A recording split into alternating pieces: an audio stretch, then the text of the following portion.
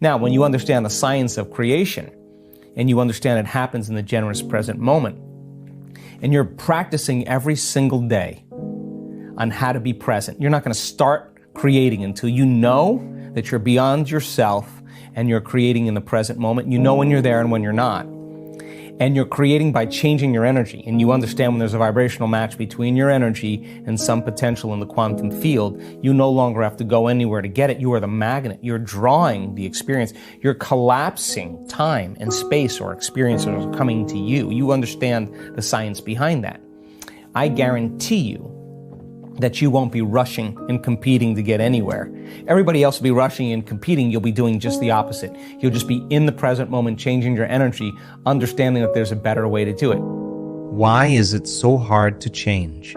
Imagine that your mother loved to suffer, and through long observation, you unconsciously saw that this behavior pattern enabled her to get what she wanted in life. Let's also say that you've had a few tough experiences in your own life, which created quite a bit of suffering for you. Those memories still elicit an emotional reaction centered around a specific person at a particular place at a certain time in your life.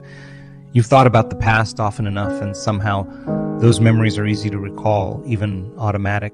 Now, imagine that for more than 20 years you've practiced thinking and feeling and thinking about suffering.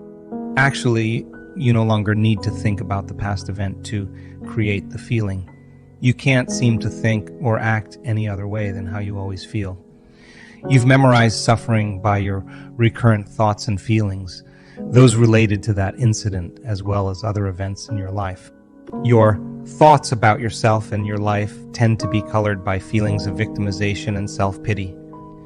Repeating the same thoughts and feelings you've courted for more than 20 years has conditioned your body to remember the feeling of suffering without much conscious thought.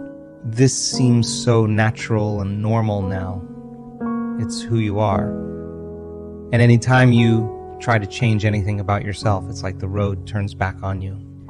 You're right back to your old self. What most people don't know is that when they think about a highly charged emotional experience, they make the brain fire in the exact sequences and patterns as before. They are firing and wiring their brains to the past by reinforcing those circuits into ever more hardwired networks. They also duplicate the same chemicals in the brain and body in varying degrees, as if they were experiencing the event again in that moment. Those chemicals begin to train the body to further memorize that emotion. Both the chemical results of thinking and feeling and thinking, as well as the neurons firing and wiring together, condition the mind and the body into a finite set of automatic programs. We are capable of reliving a past event over and over, perhaps thousands of times in one lifetime. It is this unconscious repetition that trains the body to remember that emotional state equal to or better than the conscious mind does. When the body remembers better than the conscious mind, that is when the body is the mind. That's called a habit. Psychologists tell us that by the time we're in our mid-30s, our identity or personality will be completely formed. This means that for those of us over 35, we have memorized a select set of behaviors, attitudes, beliefs, emotional reactions, habits, skills, associative memories, conditioned responses, and perceptions that are now subconsciously programmed within us. Those programs are running us because the body has become the mind. This means that we will think the same thoughts, feel the same feelings, react in identical ways, behave in the same manner, believe the same dogmas, and perceive reality the same ways. About 95% of who we are by midlife is a series of subconscious programs that have become automatic. Driving a car, brushing our teeth, overeating when we're stressed, worrying about our future, judging our friends, complaining about our lives, blaming our parents, not believing in ourselves, and insisting on being chronically unhappy, just to name a few.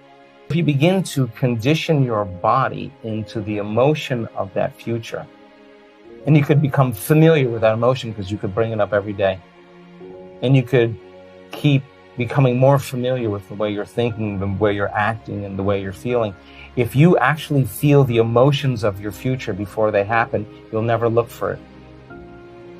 Why would you look for that future if it felt like it already happened? Get ready. I'm telling you, get ready, because weird things are going to happen in your life. The side effect of that is the synchronicity, the serendipity, the coincidence, the opportunity, the unusual event that causes you to do the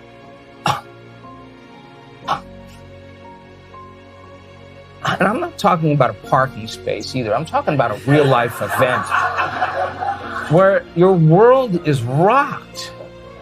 And somehow you come to the awareness, the consciousness, the understanding that somehow you're creating. Since the body becomes the subconscious mind, it's easy to see that in situations when the body becomes the mind, the conscious mind no longer has much to do with our behavior. The instant we have a thought, feeling, or reaction, the body runs on automatic pilot. We go unconscious. Take, for example, a mother driving a minivan to drop her kids off at school. How is she able to navigate traffic, break up arguments, drink her coffee, shift gears, and help her son blow his nose all at once? Much like a computer program, these actions have become automatic functions that can run very fluidly and easily. Mom's body is skillfully doing everything because it has memorized how to do all these deeds through much repetition. She no longer has any conscious thought about how she does them. They are habitual. Think about that.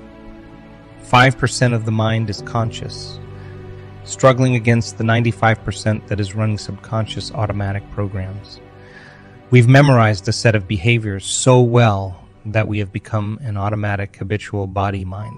In fact, when the body has memorized a thought, action, or feeling to the extent that the body is the mind, when mind and body are one, we are in a state of being the memory of ourselves. And if 95% of who we are by age 35 is a set of involuntary programs, memorized behaviors, and habitual emotional reactions, it follows that 95% of our day we are unconscious. We only appear to be awake. So a person may consciously want to be happy, healthy, or free, but the experience of hosting 20 years of suffering and the repeated cycling of those chemicals of pain and pity have subconsciously conditioned the body to be in a habitual state. We live by habit when we're no longer aware of what we're thinking, doing, or feeling. We become unconscious. The greatest habit we must break is the habit of being ourselves. Here are some practical illustrations of the body being in a habitual state. Have you ever been unable to consciously remember a phone number? Try as you may, you can't even recall 3 digits out of the string of numbers required to make the call. And yet, you can pick up the phone and watch as your fingers dial the number. Your conscious thinking brain can't remember the number, but you've practiced this action so many times with your fingers that your body now knows and remembers better than your brain. Similarly, I can recall times when I worked out at a gym and had a locker with a combination lock. I was so tired after the workout that I couldn't remember the combination. I'd stare at that dial, trying to recall the sequence of 3 numbers, and they wouldn't surface. However, when I started to twirl the dial, the combination would come back to me, almost as if by magic. Again, this happens because we practice something so many times that our bodies know better than our conscious minds. The body subconsciously has become the mind. Remember that 95% of who we are by age 35 sits in the same subconscious memory system in which the body automatically runs a programmed set of behaviors and emotional reactions. In other words, the body is running the show. In truth, the body is the servant of the mind. It follows that if the body has become the mind, the servant has become the master. And the former master, the conscious mind, has gone to sleep. The mind might think it's still in charge, but the body is influencing decisions equal to its memorized emotions. Now, let's say the mind wants to get back in control. What do you think the body is going to say? Where have you been? Go back to sleep. I've got it together here. You don't have the will, the persistence, or the awareness to do what I have been doing all this time while you were unconsciously following my orders. I even modified my receptor sites over the years in order to serve you better. You thought you were running things while I have been influencing you all along and urging you to make all of your decisions equal to what feels right and familiar. And when the 5% that is conscious is going against 95% that is running subconscious automatic programs, the 95% is so reflexive that it only takes one stray thought or a single stimulus from the environment to turn on the automatic program again. Then we're back to same old, thinking the same thoughts, performing the same actions, but expecting something different to happen in our lives. When we try to regain control, this is when the body signals the brain to begin talking us out of our conscious goals. Our internal chatter comes up with a battery of reasons why we should not attempt to do anything out of the ordinary, not break out of the habituated state of being that we're used to. It will pick up all of our weaknesses, which it knows and fosters, and hurl them at us one by one. We create worst case scenarios in our minds so that we don't have to rise above those familiar feelings. Because when we try to break the internal chemical order we have made so second nature, the body goes into chaos. Its internal badgering feels nearly irresistible, and plenty of times we succumb